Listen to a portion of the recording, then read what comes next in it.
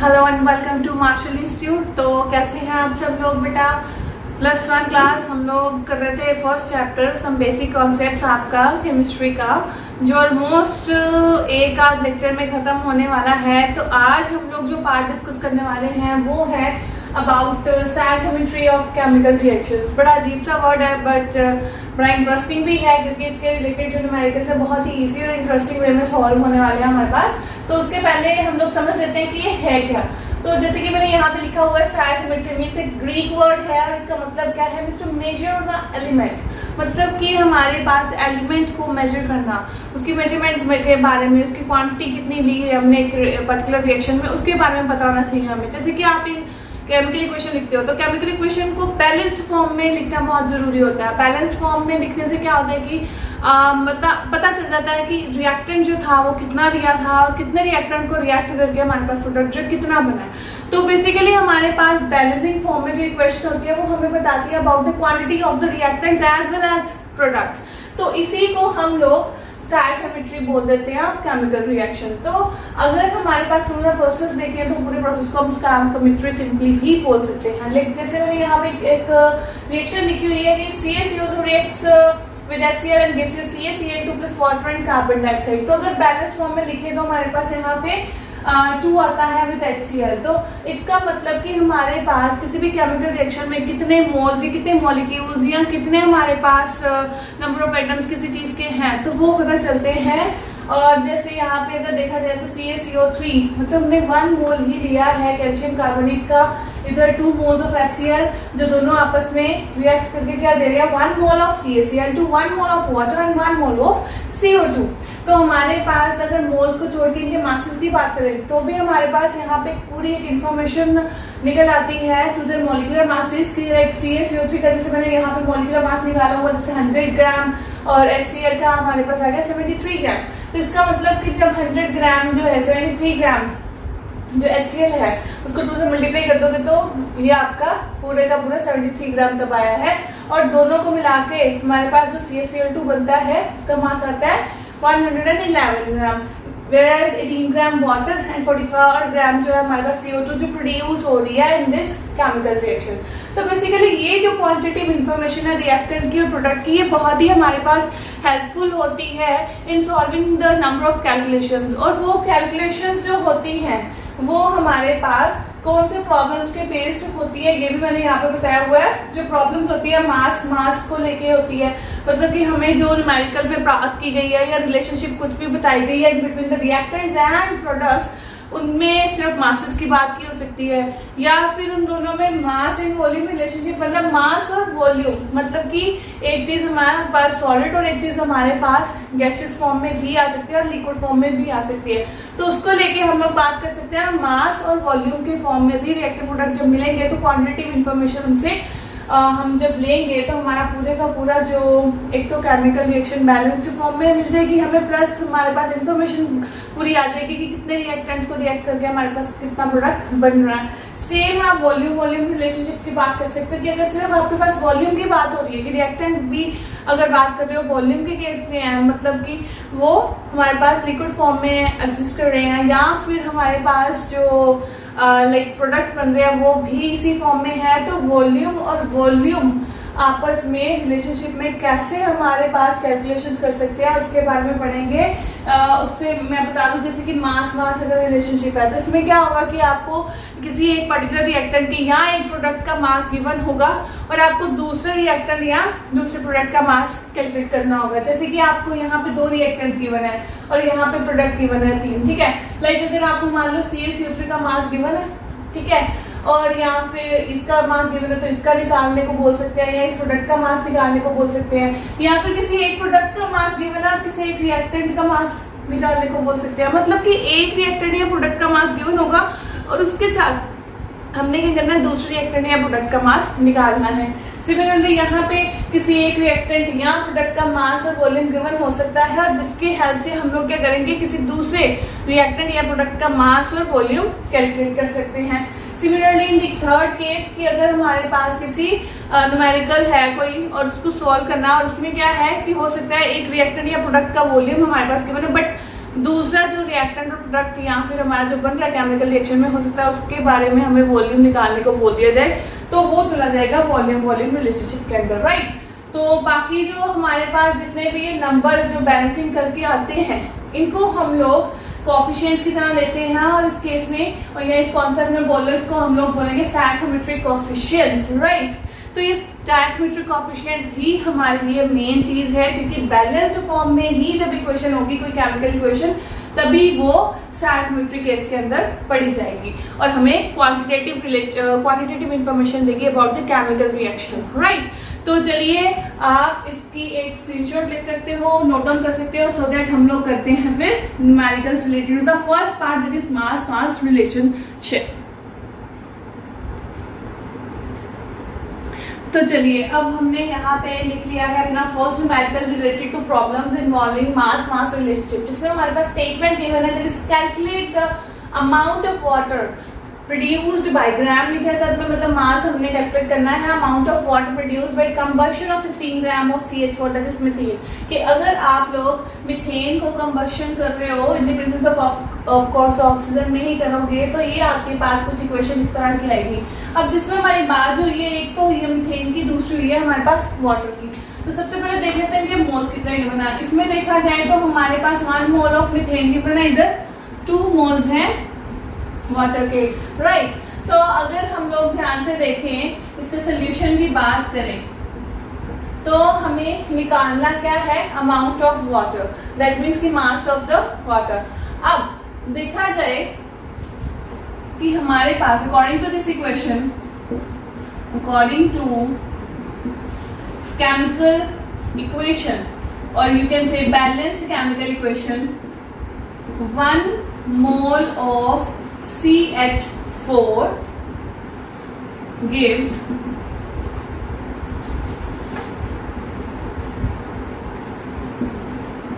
2 moles of water on combustion, right।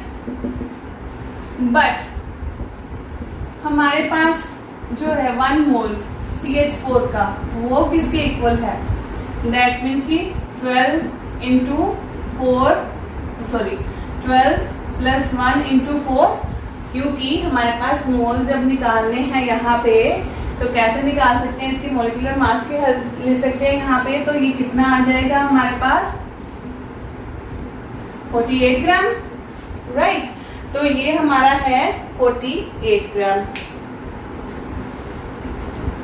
लेकिन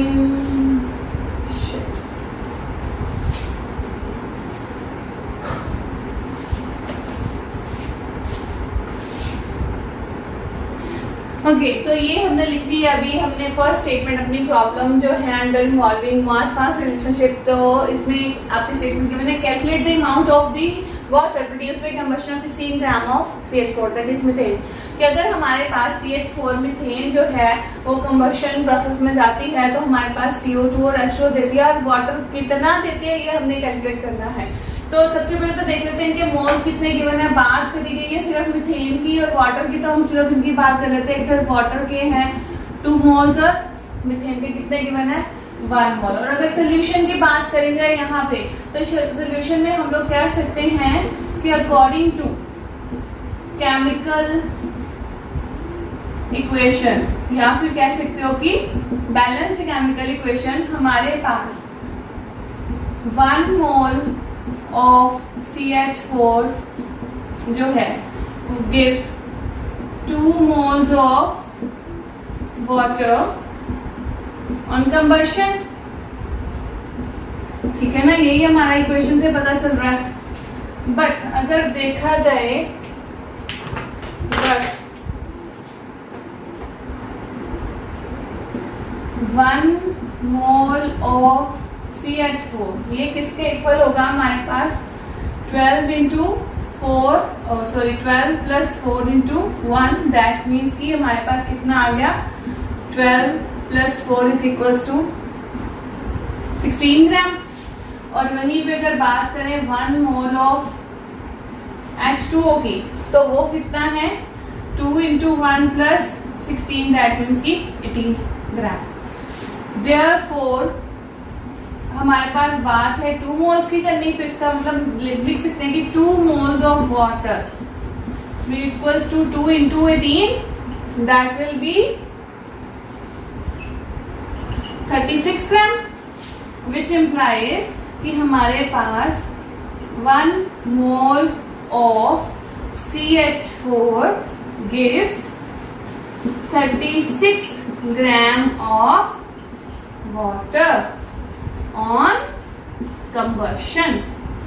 That means कि हमारा जो कैलकुलेट करना था हमने अमाउंट वाटर की, वो कितनी आ चुकी है 36 ग्राम यहाँ पे, ठीक है। तो ऐसे आपको तो जो न्यूमेरिकल्स हैं बड़ी ही इजी हैं, इंटरेस्टिंग हैं, तो अच्छे से देख लेना। सबसे पहले तो रिएक्शन नहीं गिवन तो वो आपको लिखनी है पहले बैलेंस फॉर्म में, फिर उसके बाद नंबर ऑफ मोल्स देख लेने हैं और साथ में देख लेना कि इनका मास जो है वो कितना आ रहा है, राइट।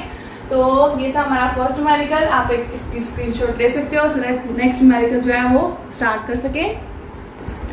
ओके, तो अब हम चलते हैं अपनी सेकंड स्टेटमेंट की तरफ, जो ऑलरेडी मैंने यहाँ पे लिख दी है आपके लिए। वो है how many moles of CH4 that is methane are required to produce 22 gram of CO2 after combustion. हमारा जो क्वेश्चन था पहले वाला, उसके साथ ही ये रिलेटिव है, जिसमें इक्वेशन जो सबसे पहले लिख लेता है कि मीथेन है, वो कंबशन प्रोसेस हो रहा है, तो हमारे पास जो इक्वेशन जाएगी वो क्या जाएगी, CH4 plus O2 gives you, yes आपको क्या देगी ये हमारे पास, एक तो देगी CO2 और एक देगी हमारे पास यहाँ पे water, right.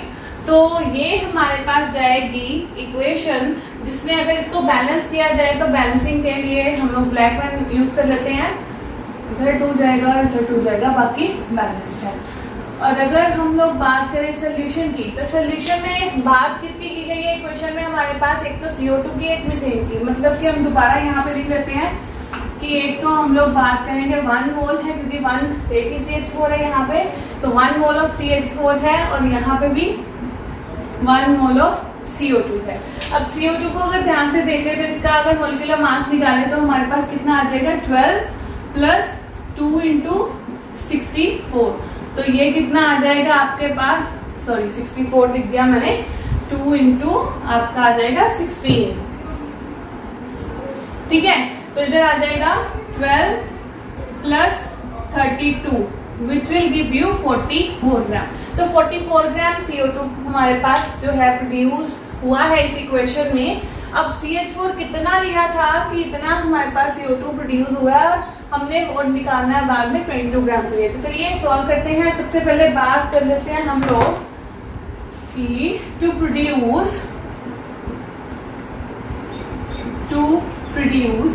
44 gram of CO2, CH4 requires 1 mole, कि हमारे पास जब 44 ग्राम CO2 बना है तो उसके लिए CH4 का 1 मोल की जरूरत थी। अगर हम लोग बात करें 1 ग्राम की, फॉर 1 ग्राम ऑफ या therefore 1 ग्राम ऑफ CO2 या to produce 1 gram of CO2 CH4 required क्या आ जाएगा, 1/44, और हमें निकालना किसके लिए, 22 ग्राम के लिए। सो 22 ग्राम जो है of CO2 to produce 22 gram of CO2 के लिए हमें निकालना, तो CH4 कितना आ जाएगा हमारे पास, 1/44 into 22, तो ये कितना आ जाएगा हमारा सीधा सीधा, यस, और इधर 2 एंड इधर 2, राइट। तो हमारे पास यहाँ पे आंसर आ गया 1/2, जिसको आप बोल सकते हो 0.5। तो हमने निकालना क्या था, मोल्स किसके, CH4 के, ये आ गया हमारे मोल्स CH4 के, जो 22 ग्राम ऑफ CO2 जो है हमारे पास देगा, राइट। तो ऐसे करके सिंपल से न्यूमेरिकल्स हैं जो आपको इजीली जब आएंगे पेपर में तो अच्छे से सॉल्व कर लेने हैं। तो चलिए अब करते हैं, हम लोग कर लेते हैं अपना नेक्स्ट न्यूमेरिकल जो कि बेस्ड है अपॉन मास वॉल्यूम रिलेशनशिप, जिसमें स्टेटमेंट यहाँ पे लिखी है that is what volume of CO2 is measured at 27 degrees Celsius and 746.7 mm pressure would be obtained by treating 10.0 gram of pure marble that is CaCO3 with dilute HCl। अब यहाँ पे कहता है कि हमने CO2 की हमारे पास वॉल्यूम हमने निकालना है, जिसमें सबसे पहले एक तो गिवन है हमारे पास टेम्परेचर और प्रेशर, और एक हमारे पास यहाँ पे भी ब्रैकेट पे टेम्परेचर और प्रेशर गिवन है, जो कि टेंशन है जो हम लोग फाइनल और इनिशियल इन दोनों को माइनस करके निकाल लेंगे। प्रेशर कोई भी चिंता वाली बात नहीं है। तो सबसे पहले तो हम लोग निकाल लेते हैं इनकी values at STP conditions. STP means की standard temperature pressure, standard temperature and P for pressure. तो बेटा स्टैंडर्ड टेम्परेचर प्रेशर और साथ में एक और लिख लेते हैं वॉल्यूम। इन तीनों की वैल्यूज जो है ना आपको अच्छे से याद होनी चाहिए, जिसमें टेम्परेचर 273 केल्विन लेते हैं हम लोग, प्रेशर 1 एटमॉस्फेयर लेते हैं और वॉल्यूम जो है 22.4 लीटर होते हैं, राइट।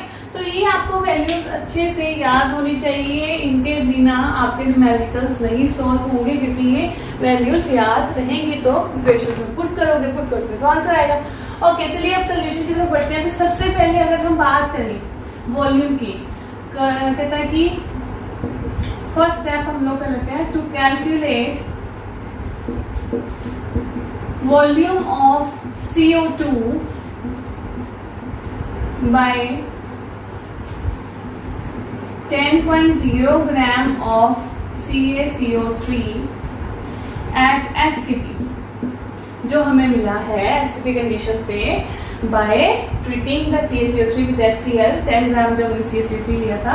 तो हमारे पास कहता है कि अगर हम लोग बात करें STP कंडीशंस की, तो इसकी STP कंडीशंस पे 100 ग्राम में लेते हैं CaCO3, और जो CO2 है उसका वॉल्यूम अगर लेंगे हम लोग 22.4 लीटर, और अगर हम लोग ग्राम में कर रहे हैं तो उधर भी लीटर से ml में या सेंटीमीटर क्यूब में करेंगे, which will be equals to 22400 centimetre cube, right. तो अगर कहता है कि हमारे पास 100 ग्राम ऑफ CO2 जो है 100 gram of CaCO3 produces CO2 is equals to कितना, yes 222400 centimetre cube volume CO2 का। तो 1 ग्राम की बात करेंगे तो वो कितना होगा 22400 बाय 100, और हमें टोटल कितने के लिए बोला गया है 10 के लिए। So for 10 gram of CaCO3 produces CO2 is equal to 22400 by 100 into 10। तो ये हमारे पास वैल्यू कितनी आ जाएगी 2240। ये हमारे पास क्या आ गया volume V1 eight STP conditions. अब हमारे पास वॉल्यूम आ चुका है, तो प्रेशर हमें पता है 1 एटमॉस्फेयर लेना है। तो सेकेंड केस मतलब कि हम लोग अब कैलकुलेट करेंगे to calculate volume of CO2 at which conditions 27 degree Celsius and 746.7 mm। तो इसके ऊपर हम लोग कैलकुलेट करेंगे अभी। तो सबसे पहले इसमें बता दूं कि यहाँ पे आप लोग अप्लाई करोगे गैस इक्वेशन जो कि होती है P1 V1 upon T1 is equals to P2 V2 upon T2। अब यहाँ पे प्रेशर वॉल्यूम और टेम्परेचर आपको दो नजर आ रहे हैं 111 और 222, मतलब कि एक इनिशियल कंडीशंस में हम लोग लेंगे इनकी वैल्यूज, एक फाइनल कंडीशंस में। और हमने आपको बता दूं मैं कि हमने ये फाइनल कंडीशन में जो वॉल्यूम है CO2 का ये अभी निकालना है, राइट। तो सबसे पहले यहाँ पे मैं बता दूं कि इनिशियली आपकी वैल्यूज प्रेशर वॉल्यूम टेम्परेचर की, और जो फाइनली आपकी जो वॉल्यूम प्रेशर और टेम्परेचर की वैल्यूज बनेंगी वो यहाँ पे लिख लेते हैं P1 V1 T1 प्रेशर है 1 एटमॉस्फेयर, लेकिन हम लोग जैसे कि स्मॉल यूनिट यूज कर रहे हैं, तो यहाँ पे हम लोग क्या लेंगे 760 mm, राइट। वॉल्यूम जो है हमने यहाँ पे निकाला, दैट इज 2240 सेंटीमीटर क्यूब, और टेम्परेचर हमारा कितना रहेगा 273 केल्विन। अगर फाइनल में हम लोग बात करें वैल्यूज की, तो pressure, volume, okay, T1, V1, P2, V2 और T2 की वैल्यूज अगर देखें, तो प्रेशर जो है हमारा जो गिवन है दैट इज 746.7, और उसमें से हमें ये प्रेशर जो है माइनस कर देंगे, ठीक है। और हमारे पास जो प्रेशर आएगा दैट विल अगेन 720 mm, और इस पर V2 तो हमने निकालना है, और इसमें टेम्परेचर जो है वो कितना है आपका 273 प्लस ये जो आया है 27 डिग्री सेल्सियस पे वैल्यू आई थी, तो ये आ गया आपका 300 केल्विन। तो अब ये सारी की सारी वैल्यूज अगर तुम लोग पुट करते हो इन दिस इक्वेशन, तो यहाँ पे वैल्यू कुछ बन जाएगी 760 into 2240 by 273 is equals to 720 into V2 आपको निकालना है, V2 की वैल्यू है 300, और you can say like you can write it as कि ये वैल्यूज भी इधर ले आओ, तो हमारे पास ये 300 जो है इधर ऊपर मल्टीप्लाई चला जाएगा, और इधर 273 और ये 722 नीचे चला जाएगा, और ये हमारे पास V2 की वैल्यू जो है इसको सॉल्व करके आएगी, वो आपकी आएगी दैट इज 2598.3। तो ये हमारा वॉल्यूम था सेंटीमीटर क्यूब में। तो ये बेटा आपका आ चुका है आंसर इस इजी से न्यूमेरिकल का। तो ऐसे ही मास वॉल्यूम रिलेशनशिप के रिलेटेड आपको न्यूमेरिकल्स आएंगे, थोड़ी थोड़ी छोटी छोटी ट्रिक्स जो है आपको याद रखनी है। सबसे जरूरी बात है ये वैल्यूज आपको याद रखनी है in the different units, so that आपका न्यूमेरिकल जो है इजीली और फट से सॉल्व हो जाए। ओके, तो चलिए अब हम करते हैं नेक्स्ट न्यूमेरिकल, जो कि रहेगा वॉल्यूम रिलेशनशिप के बेसिस पे। तो ये है हमारा next numerical based on volume relationship, जिसमें आपको स्टेटमेंट गिवन है बेटा, what volume of oxygen at STP is required to affect complete combustion of 200 centimeter cube of acetylene, that means C2H2, and what would be the amount of CO2 formed। तो हमारे पास equation given है जिसमें C2H2 जो combustion हो रही है oxygen के presence में, ऑफ कोर्स क्या दे रहा है हमारे पास, CO2 है हमारे पास और वाटर बन रहा है। अब उसने क्या क्या पूछा, एक तो पहले में पूछा उसने कि ऑक्सीजन कितनी चाहिए for the complete combustion of C2H2, और बाद में पूछा कि कितनी CO2 जो है वो बनेगी। तो चलिए सबसे पहले तो हम लोग सोल्यूशन में अगर देखें, तो सबसे पहले यहाँ पे अगर लिखते हैं तो यहाँ पे 2 वॉल्यूम्स जो हैं C2H2 के, वो 5 वॉल्यूम ऑफ O2 के साथ मिलके 4 वॉल्यूम दे रहे हैं CO2 के, राइट। जिसमें ये अगर इसकी बात करें तो 2 वॉल्यूम्स हैं वाटर के। सोल्यूशन में अगर पहले स्टेप में बात करें कि टू कैलकुलेट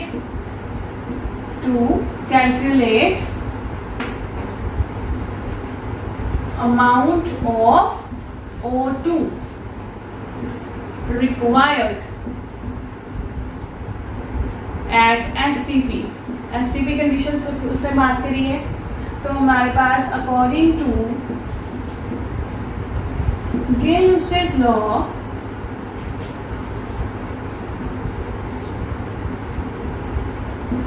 okay,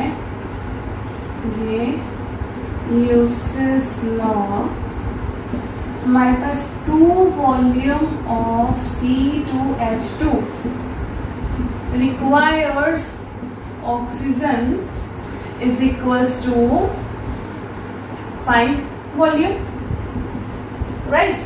और अगर हम बात करें 1 volume of CO2H2 requires O2 is equals to 5 by 2 volume. तो हमारे पास कितना गिवन था C2H2 200, तो यहाँ पे लिख लेते हैं for 200 centimetre cube of C2H2 इसको कितना चाहिए, रिक्वायर्स 5 by 2 into 200, राइट। तो अगर कटिंग करें तो हमारे पास आंसर क्या आ गया 500। तो हमने क्या निकालना था, वॉल्यूम निकालना था ऑक्सीजन का, जो कि हमारे पास मिल चुका है 500 सेंटीमीटर क्यूब। सिमिलरली अगर हम लोग बात करें सेकेंड की, तो सेकेंड में हमने क्या कैलकुलेट करना है, to calculate amount of CO2 produced, कि हमारे पास जो CO2 प्रोड्यूस हुई है वो कितनी हुई है। अगेन इसमें फिर से लगा देंगे गेल-लुइस लॉ को। अकॉर्डिंग टू गेल-लुइस लॉ हमारे पास 2 वॉल्यूम्स जो हैं of C2H2 produces CO2 is equals to how much volume? 4 volume. तो अगर हम लोग 1 वॉल्यूम की बात करें तो ये कितना होगा? 1 वॉल्यूम मतलब 4/2 वॉल्यूम्स, ठीक है। तो अगर हमारे पास कितना गिवन है ये, ओके 200, तो यहाँ पे फिर से लिख देते हैं for 200 centimetre cube of CO2H2 produces CO2 is equal to 4/2 into 200। फिर से इसको अगर कट करते हैं तो हमारे पास सीधा सीधा आंसर आ जाएगा 400। दैट मीन्स कि हमारे पास 400 सेंटीमीटर क्यूब वॉल्यूम आ चुका है किसका? CO2 का। तो देखा आपने कितना इजी न्यूमेरिकल था और बड़े ही अच्छे तरीके से, आसान तरीके से सॉल्व हो गया। बस आपको थोड़ा सा अपना दिमाग लगाने की जरूरत है कि अगर हमारे पास उसने वॉल्यूम की बात करी है तो कौन सी वैल्यूज उठानी है, अगर हमारे पास स्टैंडर्ड कंडीशंस की बात करती है तो कौन सी वैल्यूज उठानी है। तो प्लीज़ ऐसे करके आप अपने सारे न्यूमेरिकल्स जो हैं वो सॉल्व कर सकते हैं। प्लीज़ आप अच्छे से सारे न्यूमेरिकल सॉल्व करना and be safe and be at home. Thank you very much.